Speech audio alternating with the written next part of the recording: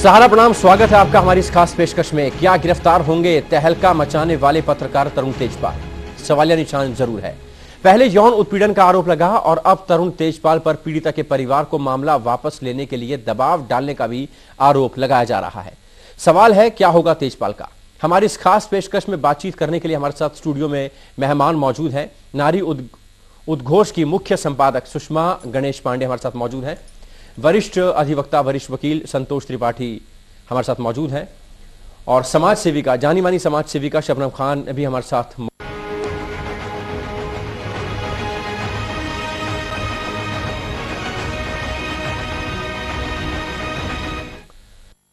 तहलका के पूर्व संपादक तरुण तेजपाल पर शिकंजा लगातार कसता जा रहा है। गोवा पुलिस अब टीम बनाकर मुंबई में पीड़ित लड़की का बयान लेने वाली है।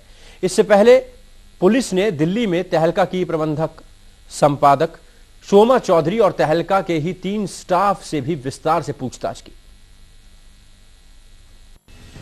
तहलका के पूर्व संपादक तरुण तेजपाल पर लगे यौन उत्पीड़न मामले ने तूल पकड़ लिया है। गोवा पुलिस मामले की गंभीरता से लगातार जांच कर रही है। गोवा पुलिस ने दिल्ली में 3 अहम गवाहों से भी गोवा सदन में पूछताछ की है।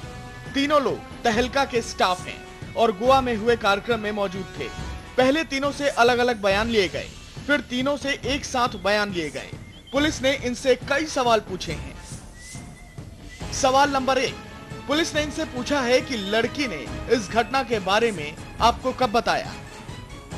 सवाल नंबर 2, आप तीनों में से किसके फोन से लड़की ने अपने बॉयफ्रेंड को इस घटना के बारे में बताया। सवाल नंबर 3, लड़की ने जो मेल भेजा था वही सब था या कुछ अलग था। सवाल नंबर 4, तेजपाल का लड़कियों के प्रति व्यवहार कैसा था। सवाल नंबर 5, शोमा चौधरी कहीं इस मामले को दबाने की कोशिश तो नहीं कर रही। सवाल नंबर 6, इससे पहले क्या आपको तरुण तेजपाल की हरकतें अजीब लगी। सवाल नंबर 7, तरुण के बारे में इस तरह की बातें कभी पहले सुनने को मिली थी। सवाल नंबर 8, क्या इस मामले में आप सभी लोग सरकारी गवाह बनेंगे। जब हम इन्वेस्टिगेशन कर रहे हैं, इन्वेस्टिगेशन करने के दौरान हिंदुस्तान के किसी भाग में अगर जाने की हमें आवश्यकता पड़ेगी तो हमारी टीम जाएगी। आप अभी मैं आपसे यही अनुरोध करूंगा कि आप किसी भी पूर्वाग्रह से ग्रस्त मत होइए और इन्वेस्टिगेटिंग एजेंसी के प्रति कोई भी पूर्वाग्रह आपको डेवलप करने की, it is not proper to develop any kind of prejudice for you. इससे पहले शनिवार देर रात तक तहलका के मैनेजिंग एडिटर शोमा चौधरी से गोवा पुलिस ने उनके दफ्तर में 9 घंटे से ज्यादा समय तक पूछताछ की, जिसके बाद पुलिस टीम अपने साथ कुछ अहम दस्तावेज और कंप्यूटर की हार्ड डिस्क ले गई। ऑफिस में मैंने गोवा पुलिस के साथ करीब 9 घंटे बातें हुए। बहुत ही कर्टियस एक्सपीरियंस था। मैंने भी पूरा फुल्ली कोऑपरेट किया वॉलंटरीली। सब जो डॉक्यूमेंट्स, ईमेल सब उनके साथ पास है। उधर तहलका के एक पत्रकार शौकत दास गुप्ता ने इस्तीफा दे दिया है। शौकत उन लोगों में से एक हैं जिन्हें पीड़िता ने सबसे पहले आप बीती सुनाई थी। इससे पहले तेजपाल मामले में तहलका में ही काम करने वाली दूसरी महिला पत्रकार रेवती लाल ने भी पीड़िता के समर्थन में संस्थान से इस्तीफा दे दिया। तरुण तेजपाल मामले पर सियासी लोग भी सामने आने लगे हैं। बीजेपी नेता सुशील मोदी ने ट्वीट कर कहा है कि तरुण तेजपाल को गिरफ्तार कर उस पर मुकदमा चलना चाहिए। उधर गोवा के मुख्यमंत्री मनोहर पर्रिकर ने मामले में राजनीतिक दबाव के आरोपों को खारिज किया और कहा कि पूरे मामले में राज्य सरकार का पुलिस पर कोई दबाव या दखल नहीं है। गोवा महिला आयोग ने भी मामले में संज्ञान ले लिया है। From Goa Women's Commission, they will definitely support the victims. If she comes forward and tell everything, whatever she has suffered, the police should take the action on this and they should punish her. They should put the behind the bar first. दूसरी तरफ तहलका की पीड़ित पत्रकार ने ये कहकर सबको चौंका दिया कि तरुण तेजपाल की ओर से उसके परिवार को धमकियां मिल रही हैं। पीड़िता के मुताबिक 22 नवंबर की रात तेजपाल के परिवार के एक सदस्य उसकी मां से मिलने पहुंचे थे। उन्होंने जानना चाहा कि परिवार किससे कानूनी मदद ले रहा है और पीड़िता अपनी शिकायत के बदले में क्या चाहती है। पीड़िता का ये आरोप अगर सही है तो तरुण तेजपाल पर शिकंजा कस सकता है। इस समय दिल्ली से प्रीति पांडे के साथ रविकांत राय। चर्चा की शुरुआत करते हैं। शबनम खान हमारे साथ मौजूद हैं, जानी मानी समाज सेविका। शबनम जी, आप बहुत सारी पीड़ित महिलाओं से मिलती होंगी, जो लोग ऐसे भंवर में फंसे होते हैं कि शिकायत की है तो उसको आगे तक लेकर जाना है। अब यहाँ पर ये सवाल सबसे अहम हो गया है कि उसको, उसके परिवार को धमकियां मिल रही हैं, कुछ लोग उनके घर जाते हैं, कहाँ से आप कानूनी मदद ले रहे हैं, इसके बदले में आप शिकायत ना करें, इसके बदले में आप क्या चाहते हैं, इस तरीके की बातें, इस तरीके के आरोप बहुत ज्यादा घातक, बहुत ज्यादा दुर्भाग्यपूर्ण। बिल्कुल भूपेश जी, एक तो आप इतनी बड़ी गलती करते हैं जिसे आपने खुद ही माना है, हमारे कहने से नहीं मैं बोल रही हूँ कि हम लोग उन्हें अपराधी समझ रहे हैं या उन्होंने अपराध किया ऐसा कहने की कोशिश कर रहे हैं। उन्होंने ही अपने ईमेल के जवाब में जो जवाब भेजा है कि हाँ मुझसे गलती हुई और मैंने इन चीजों को किया था और मैं माफी चाहता हूँ।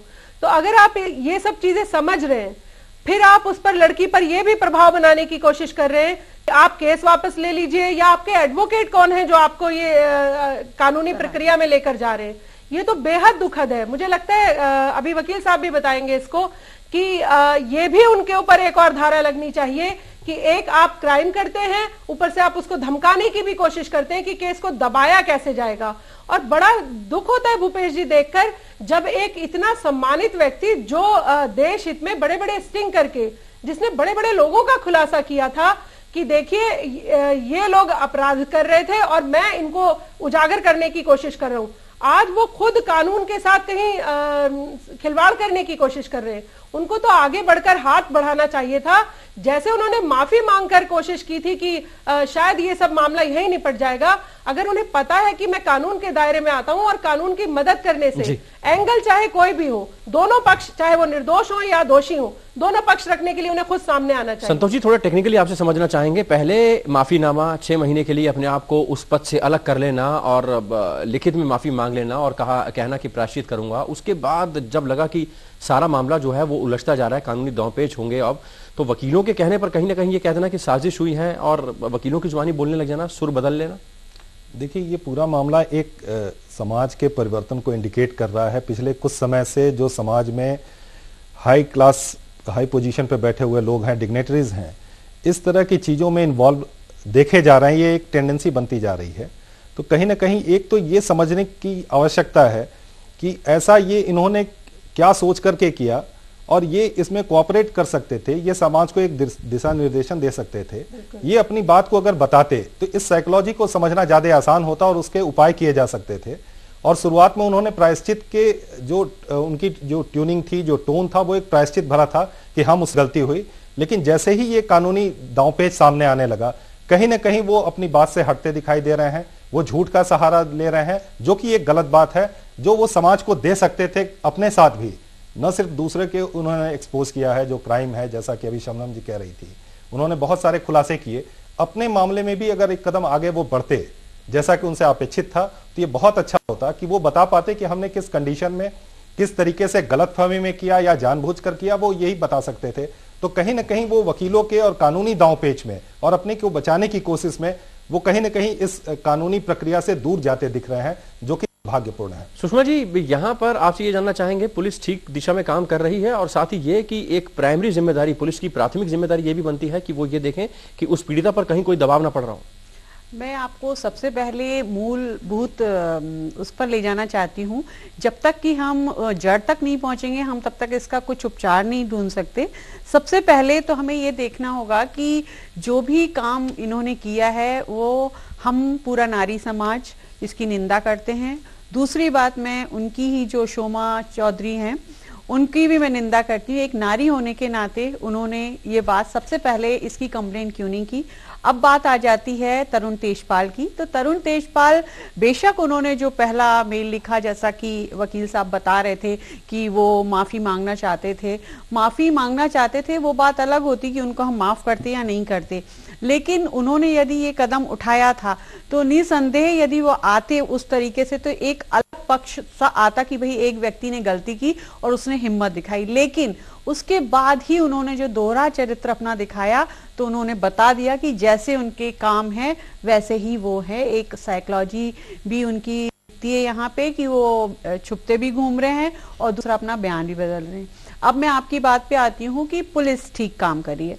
पुलिस यदि पुलिस ने आकर पूछताछ की या जैसा मुझे पता चला CPU ले गई और वो ले गई, शोमा कह रही हैं कि हमने उनको दस्तावेज दिए और ये दिए, ये बताइए कि जो मेल, ये तो कहिए कि वो तो उन्होंने छुपाई दी क्योंकि पहले भी ऐसा होता चला आ रहा होगा इनके, हम तो ये पैचअप करा देती होंगी।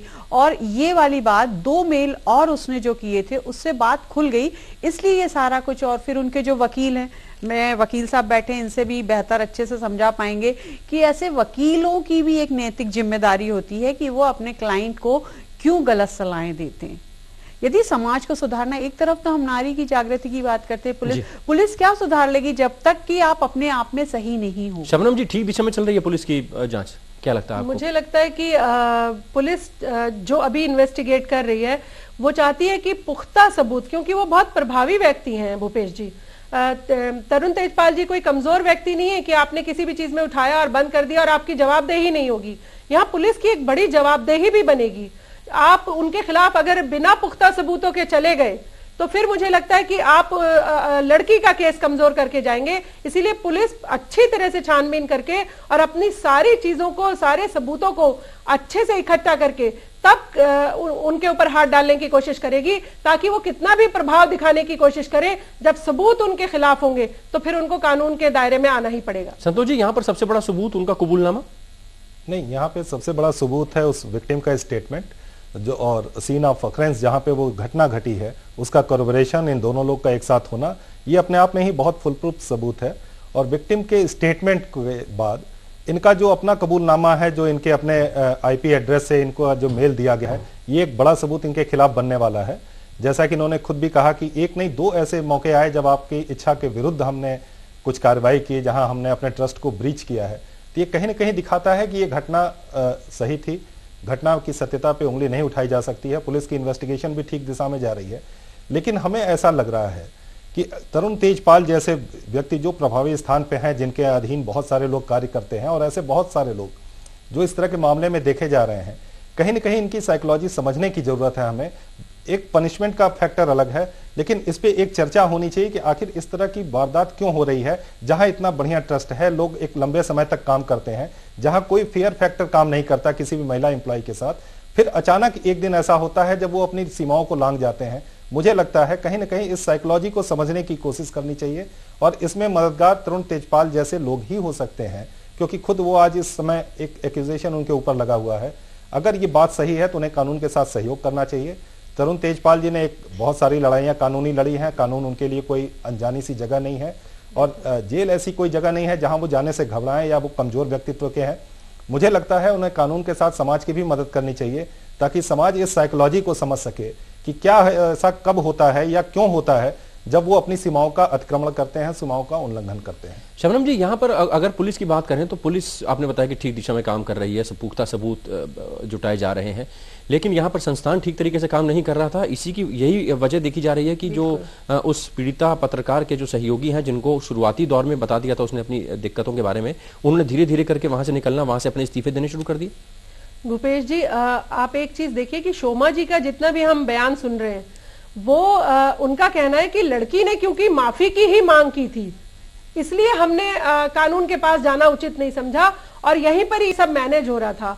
शोमा जी एक महिला भी हैं, और अगर किसी का इस तरह से यौन शोषण किया गया है, आप कैसे कह सकते हैं कि हम घर बैठ के ही पूरी दाल पका लेंगे और कानून के, जबकि वो खुद एक बहुत वेल एजुकेटेड और बड़े पद पर, और इन सब चीजों को रोज दिन भर में 50 बार देखती होंगी।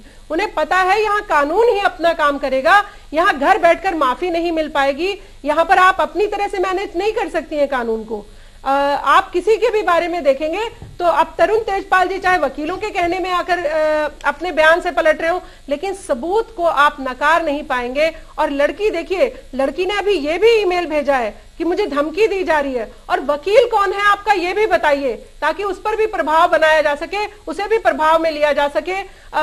ये भी, इसके खिलाफ भी बल्कि तरुण तेजपाल पर केस होना चाहिए, और पुलिस जितने भी जो पुख्ता सबूत मिलते हैं उसको लेके आगे बढ़ेगी तो मुझे लगता है कि तरुण तेजपाल हो या कोई भी प्रभावी व्यक्ति हो, कानून से तो कम से कम बच नहीं पाएगा। पीड़ित लड़की की मनस्थिति क्या होगी, और साथ ही साथ अगर पुलिस सही दिशा में काम कर रही है तो अभी तक गिरफ्तारी क्यों नहीं हुई?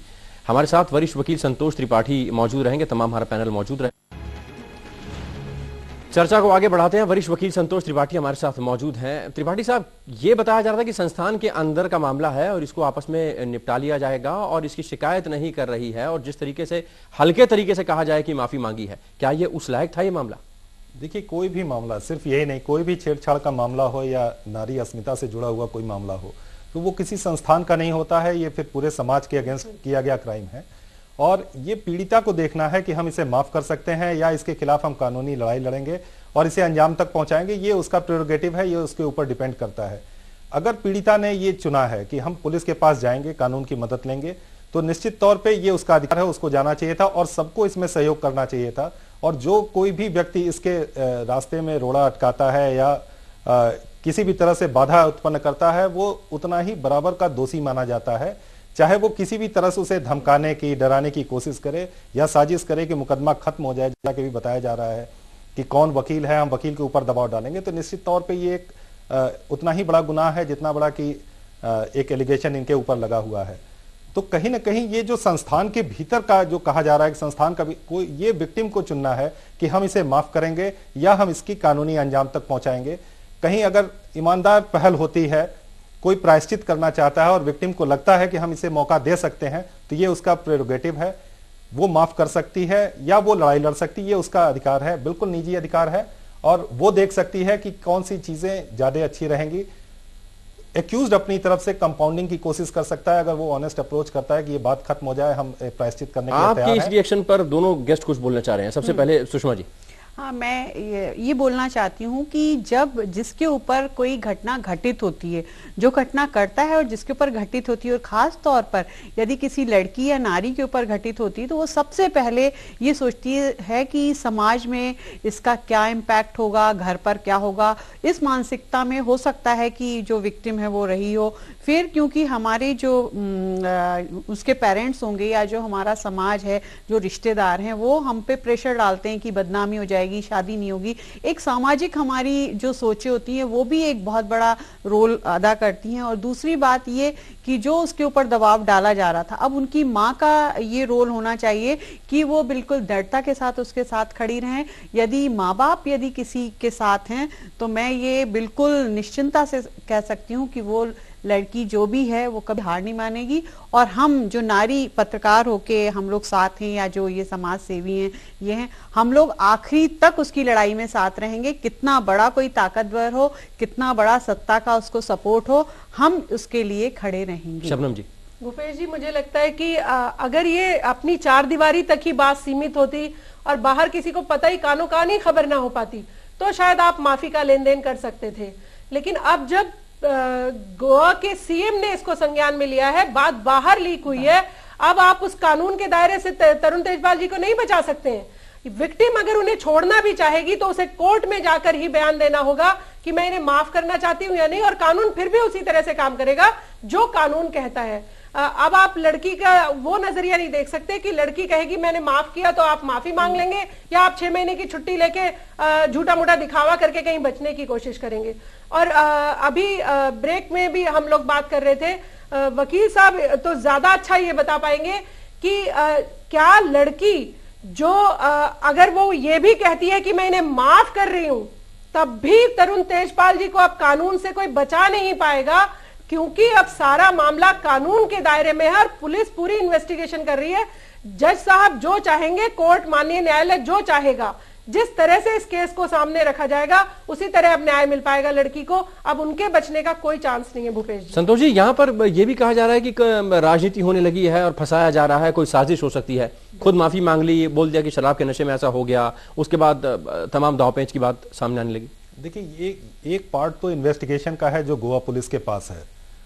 गोवा में किसकी सरकार है, इन्होंने किस बेस पे कहा है कि हमारे ऊपर ये इसमें राजनीति की जा रही है, क्या इन्होंने उस गवर्नमेंट के खिलाफ कभी लिखा है? चूंकि ये मीडिया से रिलेटेड मैटर है, तो इस मामले को इग्नोर भी नहीं किया जा सकता है जो वो एलिगेशन राजनीतिकरण का लगा रहे हैं। क्योंकि अगर इनकी पत्रिकाओं में कहीं ना कहीं अगर उस गवर्नमेंट के खिलाफ लिखा होगा तो इससे इनकार नहीं किया जा सकता। एक लड़की ने कंप्लेंट दर्ज की है, इसमें राजनीतिकरण तो बहुत दूर की बात है। नहीं, वो दूसरी बात भूपेश जी ने जो बात कही राजनीतिकरण की, तो कहीं ना कहीं इस एंगल को अगर वो एलिगेशन लगाते हैं तो उनके अपने अधिकार होंगे जो उन्हें प्रूव करने होंगे कोर्ट के सामने। जहां तक वकील साहब, इसमें राजनीति का तो मतलब ही नहीं आता। एक लड़की ने कहा कि इन्होंने मेरा यौन शोषण किया है, इसमें राजनीति तो अब हो सकता है कि सब लोग राजनीति करें, लेकिन इस कंप्लेंट को कम से कम राजनीति से ना जोड़ा जाए। नहीं, अगर वो लगा रहे हैं इसके प्लान होता तो लड़की अगर आप ये कहते हैं राजनीति हुई, तो वकील साहब आप ये कहने की कोशिश कर रहे हैं कि लड़की झूठ बोल रही है और राजनीति से ओतप्रोत हो गई है। बात नहीं कही जा सकती कि लड़की झूठ बोल रही है, ये तो जांच का विषय है कि वो झूठ बोल रही है, सच बोल रही है। हाँ, तो इसीलिए हम बोल रहे हैं कानून अगर पुख्ता तरीके से जांच के पहले हम लोग जजमेंटल नहीं हो सकते, हम जजमेंट नहीं दे सकते हैं। अगर वो कहते हैं, एक कोर्ट का पक्ष होता है, अगर वो कहते हैं कि हमारे साथ राजनीति हो रही है, तो ये साबित करने की जिम्मेदारी उनकी है, न कि ये हम लोगों की जिम्मेदारी है। उनके अपने आधार होंगे जिस आधार पर वो एलिगेशन लगा रहे हैं, और वो उन्हें साबित करना है। जहां तक लड़की के बयान का सवाल है, वो प्राइमा फेसाई बिल्कुल कंक्रीट पुलिस मानती है, उसे सच मानकर ही इन्वेस्टिगेशन की जाती है, और वो इन्वेस्टिगेशन हो रहा है। साबित तरुण तेजपाल को करना है या इस अपराध में जांच एक्यूज्ड को ही करना होता है, जांच हम इनोसेंट हैं। जांच सही दिशा में चल रही है, और ये भी एक सही निर्देश कहा जा सकता है कि संस्थान के जिन लोगों को पीड़िता ने अपनी आपबीती सुनाई थी, वो एक एक करके उसके साथ आ रहे हैं, और साथ ही साथ वो अपने पदों से इस्तीफा भी दे रहे हैं और लड़ाई लड़ने के मूड में दिखाई दे रहे हैं। फिलहाल वक्त की कमी है और तीनों मेहमानों का यहाँ पर शुक्रिया अदा करेंगे। आप तीनों का बहुत बहुत शुक्रिया। बहुत शुक्रिया। फिलहाल इस खास पेशकश में इतना ही, दीजिए इजाजत, लेकिन ब्रेक के बाद भी खबरों का सिलसिला जारी है।